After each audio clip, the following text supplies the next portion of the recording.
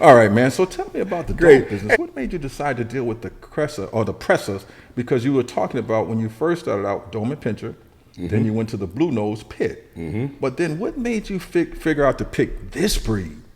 You know, when you deal with pit bulls, a lot of people that like pit bulls like the phenotype, the look of the dog. Like you like to see them rips in that dog's body. You like the physical capability of what that dog can do. And I'll never forget, I called the guy and I was talking about dogs, and he said, guy named was Bo Haddon. He was bringing Pressa Canarios in 17, 18 years ago. Richard, New York guy, you ever heard of a Pressa Canario? Right. This when the internet just started. I said, no. He said, go Google it. Right. I said, Google it. He's like, yeah, go Google it. So I Googled the dog, and when I saw the phenotype, it was like looking at a pit bull, but 3 times the size. Right. When I say it was instant, I was like, I love that dog. Right. And I've never lost that feeling. Like I love the look of the dog. Right. I love the performance. I love the mental intelligence. Yeah. The dog is, if it's bred right, it's very emotionally balanced. Right. So that's what made me pick this dog, because it reminded me of a larger, more functional, hardcore, bigger pit bull. Right. You know what I noticed too? They have different looks, different colors. I know it's brindle, and then you have a brown, I believe. Technically, you have a fawn, you have a brindle, you have a clear brindle, you have a red fawn, and recently, because the dollar drives a lot of stuff, they have reintroduced a black coat Pressa. Right. That's a whole different segment of topics that we can talk about. Let me ask you a question, because I noticed that the Corsa and the Pressa, to me, are similar. But tell me the differences between the two. Corso is originally from Italy. The Pressa's from Spain, so they're almost like cousins. The look up and makeup of the dogs do look similar, but when you know dogs, the Corso typically has a more narrow chest, more barrel drop down chest. Pressa chest is a lot more spread open wide. Pressa, they don't dot the tail, they have a longer tail. Corsos are to me, not as a more confident dog as a Pressa. I train a lot of Corsos, and most of those dogs come here where they're very nervy, they're not unsure, they're not confident dogs, but they'll bite you because they're not confident. And most of the Pressas like, so what's up? I'm here. So the confidence of that dog seems a little bit better, and the physical stature. I compare it like football. I tell people the Corso is like a wide receiver, more agile, a little bit quicker. To me, you have more endurance. The Pressa is like the running back, speed, power, and will run over you. So not as flashy. The Pressa's not as flashy as the Corso can be. So they both are great dogs. I'm just a little more biased to Pressa because I just like the way the dog looks more. Well, you know what, man? I'm sitting here listening to you talk about this Pressa and how you said it was confident. I go back to your original story when you first started out. That sounds like you. I am a Pressa. I am a Pressa. So when like I say get you a Pressa, I am a Pressa. So I see why you fell in love with the breed, because the breed and yourself are a perfect match. Yeah. Confident, well put together, and just laid back. Yes. But don't cross the line. Correct. I get the job done. Yes. But understand, I'm here to do business too. I'm glad that you caught on to that, because I make jokes about it all the time, and it's funny you picked up on it, because I try to find people that buy my dogs that are Pressas. Right. You know, and they get you. It's a certain mentality that you have to own this type of dog. Like, this dog ain't for everybody. That's right. And people get mad at me because I literally turn down more people than I will sell dogs to, and I send them to other Pressa breeders. I'm not putting my program in that situation because I know what these dogs are capable of, and I don't need the money. And then I put my price at a price point to where if you ain't serious, then you gonna do the right thing. You ain't calling this guy about it. He ain't gonna sell it to you because you can't even afford to buy it. So price point is your typical Pressa. You can buy them for $1,500 to $2,000. Mine are $5,500. Right. All my dogs come from Europe, from the Canary Islands, Serbia, Poland. Like, I have bloodlines that people in America don't even really know about. From breeders that's been breeding these dogs for 30, 40 years, and generational breeders. Like, that if I come to talk to another Pressa breeder here, and I say, hey, what about this dog in this pedigree? I got this blood. They have no clue what I'm talking about. But the Canarians know. We sit over there when I fly over. I've been over there 4 times. I'm about to go back in July. Like when I sit down and talk to them about pedigrees and kennels and the dogs that actually impacted the breed, we can have that conversation. Right. I can't have that conversation here. Right. They're not as educated on pedigrees and dogs as they are where the dogs come from. Right. And that's why I don't really get into a lot of debates, because there's a lot of negativity on what the dog is and supposed to look like, and what blood. It ain't technically like bloodlines, but they'll say what bloodlines that here in America versus it's different. Like, so let's talk about this, because I see your seriousness for the breed and your passion for the breed. And it seems to me that you want to make sure you're putting out a real good product. So when you have all these people saying that they want a dog, but again, you go through the interviewing process, but also the investigative process to make sure that your dog placement is the best place for the dog. How do you do that? Because a lot of people, let's just keep it real, a lot of people can pretend like they, I have the dog's best interest. Yeah. But they want to do the breeding aspect without doing the legal aspect to it to get that quick buck. Yeah. So how do you weed them out? Very, very, very easy. I started with a puppy application, and not many people have those. But for somebody to buy a dog from me, they have to fill out a questionnaire. There's no right or wrong answer. Right. But it lets me kind of understand what I'm dealing with, and then I'm gonna have several extensive conversations about you. Right. Who are you? Where you're from? What's your plans? What's this? Like, I'm picking you apart. Right. Like, I need to really make sure. And 2, I don't sell breeding rights to my dogs. Right. Pretty much every other Prussia Canario breeder in America does. I don't sell breeding rights to my dogs because I'm not supporting backyard breeding. Right. So if you want to breed one of my dogs, you're gonna do right by the dog. Right. What does that mean? You're going to put the dog in dog shows and get the dog conformationally correct. You're going to get the dog hips and elbows checked to make sure the dog doesn't have hip dysplasia. You're going to do something where just compared to having the dog sitting around the house or outside on a chain and letting another dog breed them and have puppies. You ain't not one of my dogs. Right. You can whore out somebody else's dog, not mine. That's right. You're going to do right by the dog first. And if you do right by the dog first, then I'm going to support you and say, hey, I understand you've done this and you're serious about breeding. Now let me help you. Right. I got dogs here. If you want to breed the dogs, let's talk about pedigrees. And I educate them on what pedigrees are, how to read them, what to do, and this how to start a breed them. I'll help you. Right. But you ain't gonna hustle my dogs and whore my I don't believe in that. So well, I like what you said, because you do the necessary work to find out if the dog is a great fit. But I'm also looking at too, because it sounds like having a Prussia or just any dog of this stature can be a little bit expensive, because they eat, for me, they eat a lot and they require a lot of attention because they have that drive. Yes. That's instinctive. But do they need a lot of land to be on as well to make sure that they get the necessary needs? No. Okay. If the person is active, that's gonna happen naturally because they're not gonna be. It's not a home dog. Right. Like if you out and you're about, you running, you're jogging, you get the dog out and you got the dog working. These are not couch potatoes. These like not dogs you just lay around the house and walk around the house. No, these are for active people because the dog needs a job. The dog needs a task. The dog needs to be functioning, moving. Like the dog has drive, and if you take a dog that has drive, it's almost like you take a soda bottle, you just keep shaking, and then little giant come out with a pen and boop, poke it. The bottle explodes. That's what you're doing with that dog.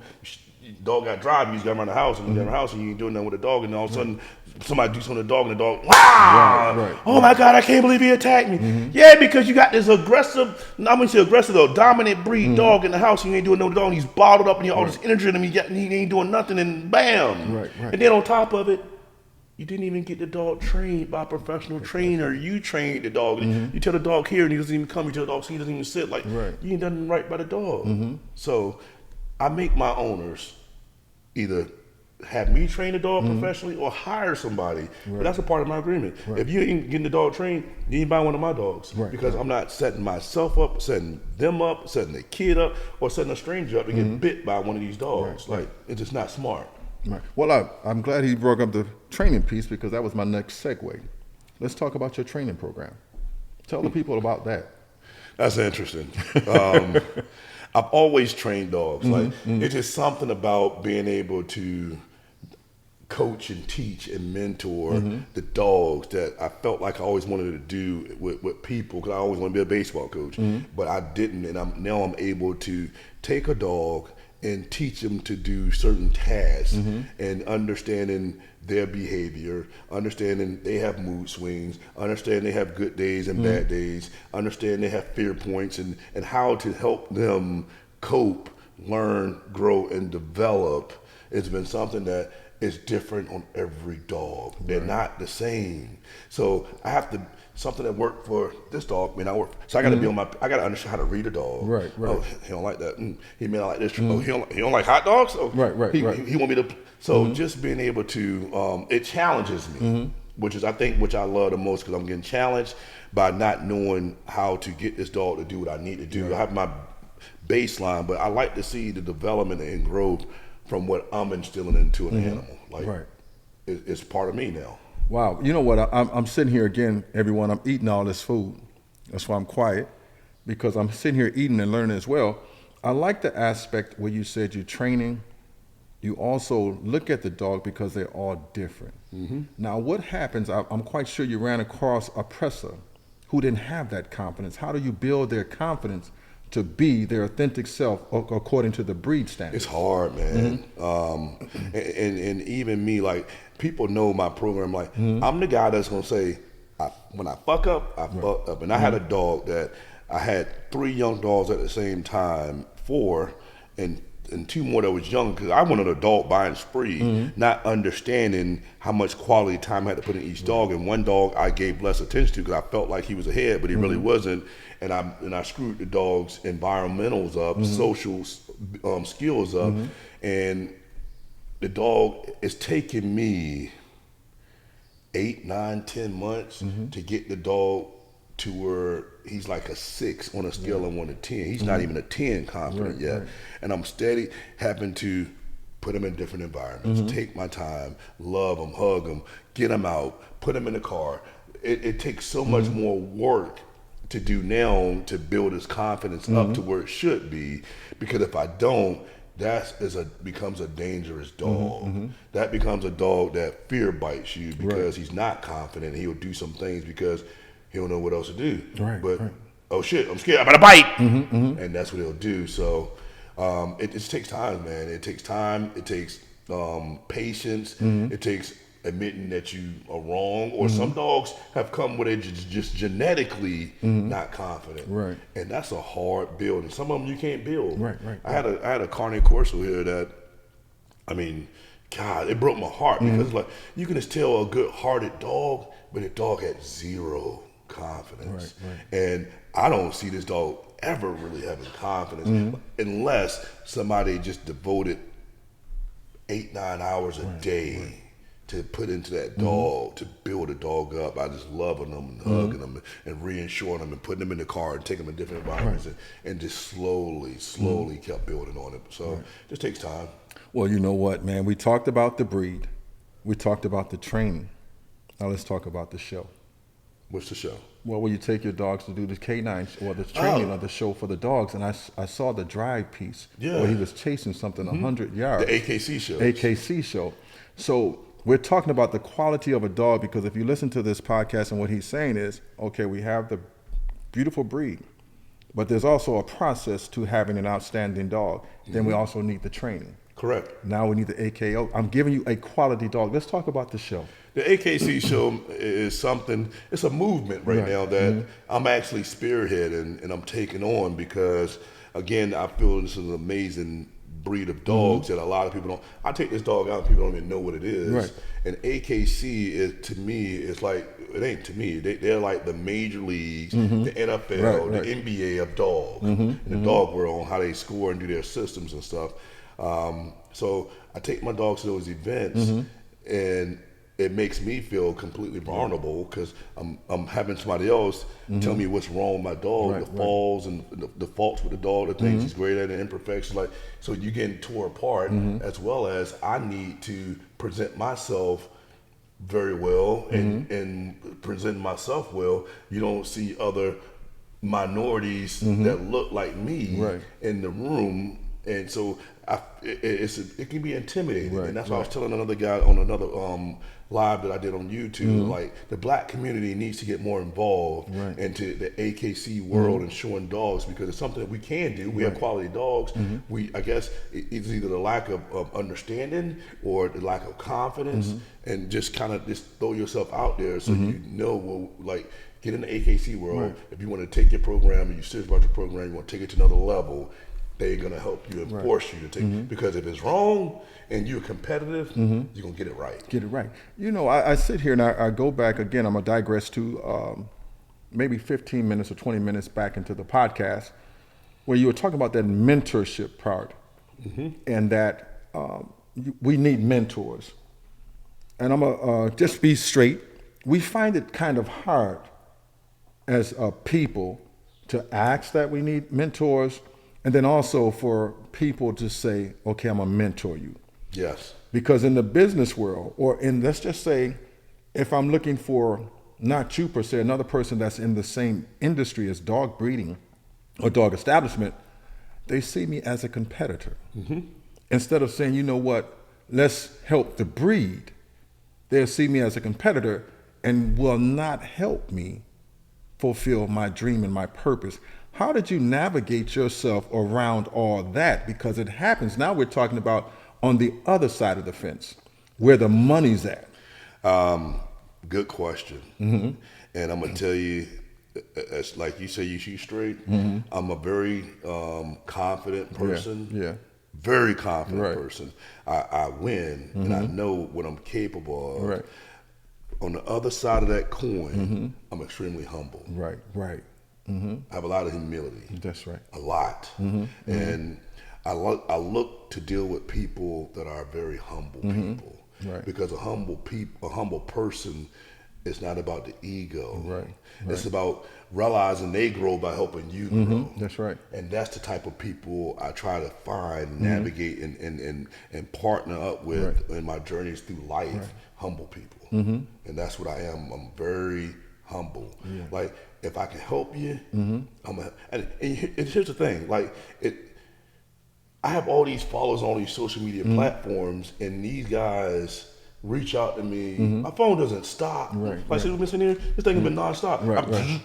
Like, and they ask me all types of random questions, and some people will call me and they're like, "This is actually you?" Like, yeah, what's up, dude? Like, this is Rich. Get your press. I'm like, yeah, get your press. Like, man, it's unbelievable. You answer the phone, man. Like, hey, Rich, can I ask you a question? Go ahead. Like, because I've been where they are. Like, so I never want to get to a level of success to where I forget about Portsmouth, Virginia, Richard DeBerry that lived on the floor, that had to take the bath. I never will forget that person.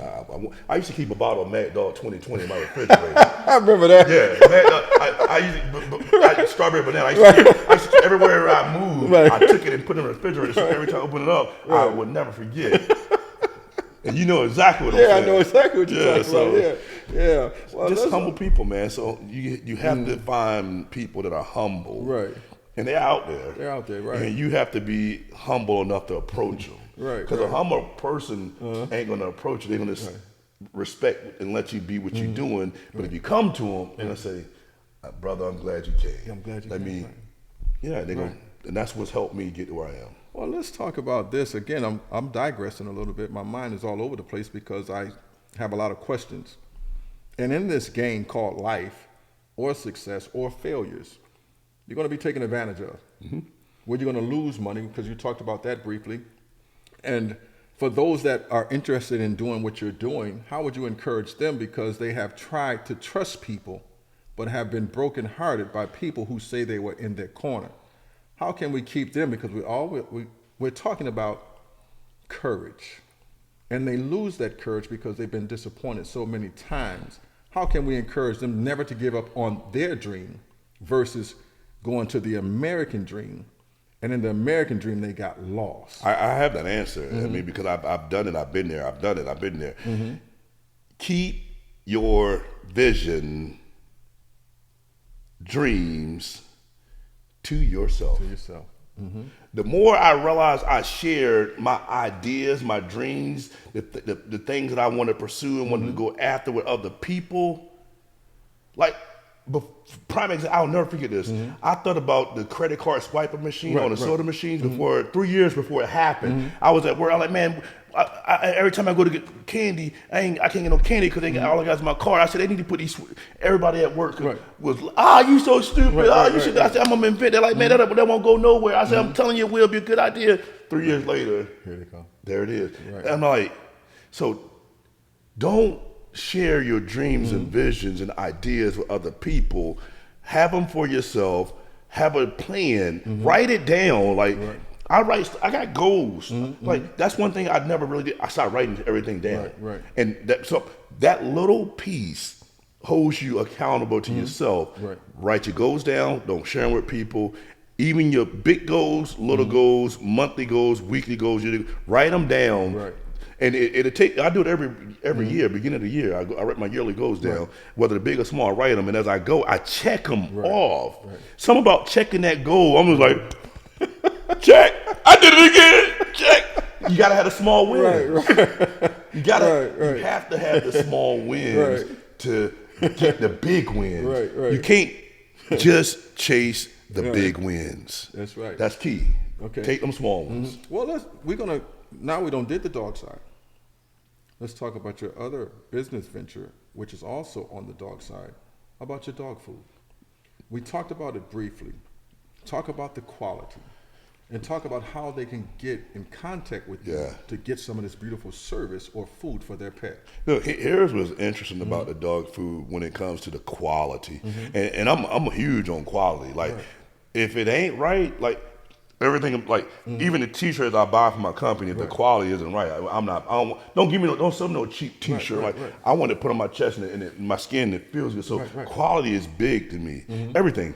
If it ain't quality, everybody that know me like, oh, he ain't gonna take that. So when I looked at the food, physically looked at it, I was like, hey man, what do y'all use to dye this meat? Yes. What do you mean? What do we use to dye? This meat is really red. Like it's redder than normal meat. Like what's in it? Excuse me? I got offended. I'm talking to at the manufacturer. She's like, what do you mean? I said, the meat is really red. Like, what do you use to dye? He said, Richard, we process the meat properly. From the time the cow is butchered, within 48 hours is packaged and froze. And we hand debone all of the cows. We don't hit it with a pressure machine and knock the meat. We hand carve all the meat off the cow. Nobody else does that because the process, how much time it takes, but that's what we do. He said, so it's no additives, no chemicals, no dye, no antibiotics added to it. It's just raw meat and it's fresh. And then I took it and set it next, and I'm gonna make a video of this. I set it next to the hamburger meat that we buy at the grocery store. The dog food was redder. So this guy has greyhound racing used to be huge in America. Like you went to the track and people raced greyhounds. I don't know if you remember that. I remember that. Yeah. This guy that owned the company was the supplier for greyhound racing dogs, and those are performance dogs. So if the dog don't eat like shit, they're gonna run like shit. He had the pressure of producing a very high quality product to these dogs, and I happen to be fortunate and blessed enough to have the guy that does it, that has a very high quality product. So the quality is the most, like, to me, that's like, I'm proud of that because it's official. Ain't no bullshit with it. Right. Well, guys, we're going to almost close it out, but I want to ask you one more question because we believe in perfection and being the very best that we can be. You mentioned that. So I'm hearing you want to put out the best product. But I want to talk to you just briefly about, are you just looking to be limited to the United States, or are you trying to go global with this dog breeding industry? I'm going global. Okay. Like my competition is not America. That's right. Like when American breeders like competing with other American breeders, I think it's funny as shit. I'm like, We not like the rap song came out. We not the same. Like Right. we ain't the same. Like that ain't the way I think. The dog breed comes from the Canary Islands. Right. I want to be able to have a quality product so they be proud of, Right. and I can take and compete against them, and my dog beat their dogs. Like, and then be able to ship dogs all across the world. Like that's my goal. My goal ain't America. Like ain't even on the list. Like I sell dogs here, but that ain't what I'm after. Right. So. I like what he just said because he's a visionary and he's going outside of what we call the common area, which is the United States of America. Mr. Rich DeBerry, in closing, can you please tell the people how they can get in contact with you and talk to you possibly about the dog breeding program, the training program, and the dog food part of it so that they can get involved in what you're doing? Hey, for those of y'all remember, Mike Jones, 225 888-0025, 225-888-0025. Call my phone. I'm accessible. You can also, for raw dog food, you can go to ifeedraw.com, ifeedraw.com. For the Pressa Canario dogs, is getyouapressa.com, getyouapressa.com. For the dog training, and we ship dogs all across the country. People ship their dogs in here. I train the dogs and ship them back home to you. That's lafundascionk9 at gmail.com, lafundascionk9.com, LAFUNDACION, the letter K, the number 9.com. So training, you have my cell phone number, dog breeding, ifeedraw.com. You can touch any of those platforms or social media. I'm on Instagram a lot. I don't post on Facebook much because it's a negative platform to me. Instagram, YouTube, TikTok. I'm up there. I'm easy to find, or just call me. It's simple. I'm old school. Hey guys, he is easy to find. I found him on TikTok and asked him to come on the show, and I was so honored that he said yes. He invited me in so we can do the podcast down here. And I'm happy to meet you, but we got to get a little silly in the closeout. We got to get a little ugly. A little ugly. And when I say like this, I go, Yeah. You got to do it too. Okay. So on 1, 2, 3, welcome to the Level Up Podcast, where I'm your host, Wayman Daniels, where we appreciate you. Please look him up. Great man, very humble man, loving man. And I thank you for watching the podcast. I'm your host, Wayman Daniels. Until next time, have a great day and have a great life. Thank you. Appreciate it, man. Yeah, bro. Good job.